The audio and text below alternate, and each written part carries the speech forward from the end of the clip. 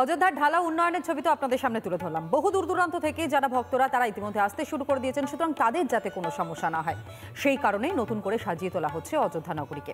22শে জানুয়ারির আগে অযোধ্যায় রাম ভক্তদের ভিড়, যেমনটা জানালাম।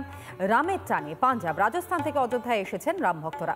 অস্থায়ী তাঁবুর তলায় রামলালার প্রাণ প্রতিষ্ঠার আগে চলছে রাম নাম সংকীর্তন, জ্বলছে অখণ্ড জ্যোতি প্রদীপ।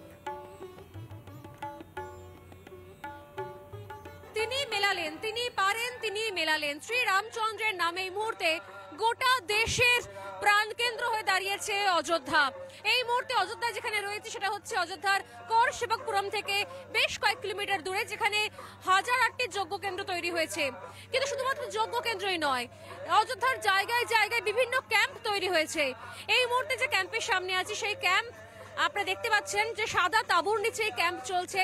তাঁবুর নিচে চলছে দিন রাত এক করে 24 ঘন্টা রাম নাম সংকীর্তন। রাজস্থান থেকে এসেছেন ভক্তগণ, এসেছেন পাঞ্জাব থেকে। শ্রী কৃষ্ণানন্দ মহারাজ পাঞ্জাব থেকে তিনি এসেছেন, তার ভক্তদের সঙ্গে করে নিয়ে এসেছেন। এবং এখানে তিনি শুধু একা আসেননি, এসেছে অখণ্ড জ্যোতি দিয়া, অর্থাৎ যে দ্বীপ জ্বলবে শ্রীরাম লালার প্রাণ প্রতিষ্ঠা হওয়ার পর্যন্ত সেই দ্বীপ এখানে জ্বলবে। এবং এই অখণ্ড জ্যোতি দিয়া অর্থাৎ যে দ্বীপ নিভবে না, যে দ্বীপের আলো এই এতদিন পর্যন্ত 14 তারিখ থেকে শুরু করে 24 তারিখ পর্যন্ত আলো, এই দ্বীপের শিখা নিভবে না। ঠিক দ্বীপের শিখা যেরকম নিভবে না, একই সঙ্গে কিন্তু এই নাম সংকীর্তন সেটাও বন্ধ হবে না। 24 ঘন্টা সপ্তাহে 7 দিন টানা কিন্তু এই সংকীর্তন চলবে এবং একই সঙ্গে এই অখণ্ড জ্যোতি দিয়া চলবে। এবং মনে ভুললে চলবে না যে শিখ ধর্মগ্রন্থ গ্রন্থ সাহিবেও কিন্তু এই রামের উল্লেখ রয়েছে। সেখানকার 10ম খণ্ডে, শিখ ধর্মগ্রন্থের 10ম খণ্ডে কিন্তু বহুবার রামের নাম করা হয়েছে।